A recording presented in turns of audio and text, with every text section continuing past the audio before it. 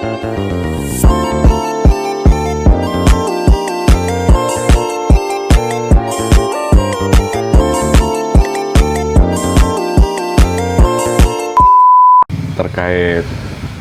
ini yang lagi agak hangat ini, nggih, masalah Vina nggih.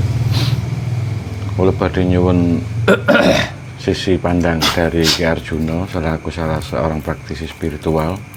Kan kathah niki terus ingkang sanjang nek arwane ngeten. Niki yang bilang ini sing sanjang niki praktisi, sami praktisi. Kula badhe nyuwun pirsa untuk kebenarannya kira-kira itu bagaimana? Apakah ya akurat atau mereka itu hanya sekedar mencari sensasi? Napa pripun ngoten? ngeten nggih Mas, nyuwun sewu saderengipun. Kula wingi-wingi nggih dihubungi kathah sederek-sederek ingkang sanjang kalih kula. Nggih. Ki kula nyuwun tulung niku kasus Vina sak benere pripun. Kalau jawaban kula pribadi ngeten. Nyuwun sewu Mbak Mas. Saya tidak akan mengambil kesempatan di dalam kesempitan. Dalam arti nyuwun sewu, di era milenial ini kan apa-apa langsung naik daun ini. Kita berargumen A, B, C, D, E hanya untuk mencari nama. Dalam sudut pandang saya sendiri mawon gitu. Kasus Vina Cirebon ini dalam pandangan spiritual saya tidak ingin mengkaji bahwasanya arwahnya bisa kita tarik, kita bisa berkomunikasi dan lain sebagainya. Memflashback 8 tahun ke belakang itu sulit Mas. Tidak semudah lagi aja kalau nyoblos es plek Yang kemarin. tidak semudah itu.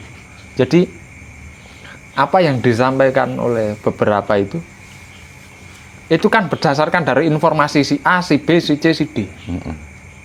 Kalau saya katakan mau informasi ini akurat dan tidak akurat, itu saya kembalikan pada sang penilainya. Tapi kalau di diri saya sendiri, saya tidak akan berkomentar apapun. Karena gini, saya tidak tahu kebenarannya. Fakta yang berbicara, polisi mengusut dan lain sebagainya, kita menyimak berita, akhirnya kita membuat rangkaian kata, kita menarik kesimpulan bahwasanya oh Vina itu seperti ini. Ada percikan bumbu-bumbu yang ditambahi untuk menuai sensasi. Niku kula malah mesake Mas. Mesake piyantune sing sampun sedo. Arwahe mboten tenang. Nek kula pribadi mirsani bab ngoten niku malah justru kula kirimi donga. Kula suwun kesane Gusti agen bocah niki ten alam kubure tentrem. Ki nyuwun sewu nek kula matur ini ku lho. Padha unjuk gigi. Menunjukkan kualitas eksistensi. Niku wae. Kalau saya jujur Mas, saya tidak ingin berkomentar apapun karena saya tidak mau menambahkan bumbu masakan itu bahwasanya saya tidak tahu kebenaran yang terjadi. Memang saya sampaikan lagi, kita memflashback 8 tahun ke belakang itu tidak semudah itu.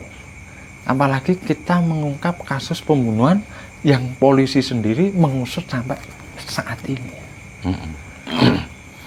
Kalaupun kecuali, saya sudah berkomunikasi dengan keluarganya, saya sudah bertemu dengan keluarganya dan saya berbicara pada keluarganya. Di sini seorang praktisi hanya bisa menarik kesimpulan dari suatu benang merah. Kemana benang merahnya ini akan mengarah, kemana benang merahnya ini akan memberikan kita petunjuk kebenaran, fakta, realita. Tapi kalau saya hanya menyimak dari layar, saya tidak berani untuk ambil.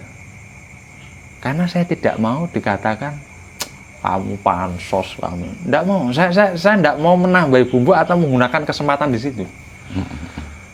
Itu. Kalau saya pribadi lebih saya serahkan kepada pihak yang berwajib. Karena dia yang lebih tahu akan kronologi, cerita, saksi mata, dan lain sebagainya. Itu jawaban dari saya begitu. Kalau untuk yang lain, monggo silakan. Oke.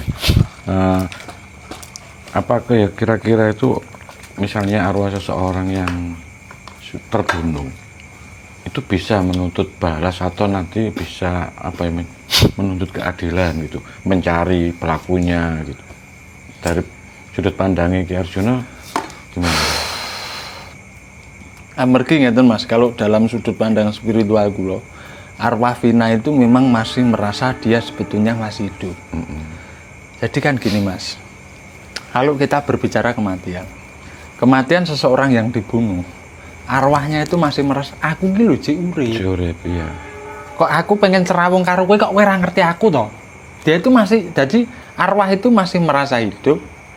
Dan apa yang jenengan tanyakan pada saya, apakah dia akan mencari pelakunya, dia akan membalas dendam, entah dia akan meneror dan lain sebagainya, itu bisa terjadi. Karena arwah itu masih merasa hidup, dirinya masih hidup. Ini kan bukan kehendak Tuhan. Kamu dibunuh. Bukan mati karena Allah yang memintamu untuk kembali. Mungkin ini bisa juga dikatakan kematianmu ditakdirkan sama Allah harus seperti ini. Tapi jiwa itu, bukan jiwa, arwah itu masih hidup. Raganya yang sudah dikubur, arwahnya masih mencari tahu. Istilahnya masih ada dendam yang harus tersampaikan. Itu benar, Mas. Itu pun masih mencari. Cuma di sini saya tidak ingin flashback ke sana. Karena saya menarik secara logikanya. Saya tidak tahu asal muasal Vina. Saya tidak tahu kebenaran Vina ini seperti apa. Saya juga belum face to face dengan keluarganya. Saya belum bisa menarik kesimpulan benang merahnya, dan saya tidak akan membumbui di situ. Oke. Tadi kan sempat Ki Arjuna mengiyakan bahwa arwah seseorang yang mati terbunuh itu bisa saja menuntut balas kepada pelakunya. Kan? Betul sekali. Saya pengen tahu kira-kira misalnya ada arwah yang kayak gitu, metodenya itu kayak apa dalam mencari atau menuntut balasnya itu kayak apa? Apa dia nanti memberi informasi kepada seseorang yang indigo atau spiritual atau gimana? Dia kan tidak bisa melakukan aksinya sendiri, kan harus tetap manusia yang hidup. Kalau menurut saya lebih gini sih Mas, arwah itu bisa menghantui siapa pelakunya. Dan di saat dia tertidur, arwah itu bisa saja selalu datang kemanapun seseorang yang sudah membunuhnya itu. Dan arwah itu juga mampu untuk membuat seseorang menjadi merasa teringat akan rekaman-rekaman yang pernah dia lakukan. Penyesalan. Biar takut, biar besar gitu. Larinya ke situ Mas. Jadi arwah itu akan lebih mengenai psikis atau pikiran. Mengguncang pikiran kita, memflashback di masa lampau, selalu teringat dan kebayang-bayang sosok si Vina itu sendiri. Si Vina pun saya katakan dia mampu untuk melakukan itu. Dan biasanya sang pelaku akan menyerahkan diri dengan sendirinya. Tanpa adanya tekanan dari si A, si B, si C. Karena ya itu tadi, arwah itu masih hidup. Kena arwah mental dia gitu ya. Iya, yang dikenai mentalnya dia. Mentalnya dibikin down. Istilahnya nanti ibarat ya Mas. Enggak perlu saya sebutkan sini. Arwah ini akan menyampaikan, kalau kamu sudah menyerahkan diri, aku tidak akan lagi untuk menghantuimu. Itu yang terjadi seperti itu. Itu terus, menurut versi saya. Ketika nanti misalnya sudah terkuak kebenarannya, sudah ketemu orangnya, pelakunya, apakah langsung itu otomatis arwah itu akan bisa tenang dan damai gitu ya? Tidak juga Mas. Tidak juga. Tergantung si arwah itu sendiri. Dia masih menginginkan apa? Isyarat atau firasat itu justru akan muncul pada keluarganya, bukan pada orang lain. Isyarat yang melalui mimpi itu pasti salah satu keluarganya akan dimimpikan dan diberikan isyarat, diberikan petunjuk entah apa yang ingin arwah ini katakan. Itu biasanya secara tidak langsung seperti itu, Mas. Tidak perlu arwah ini merasuk ke dalam tubuh seseorang. Rasukan.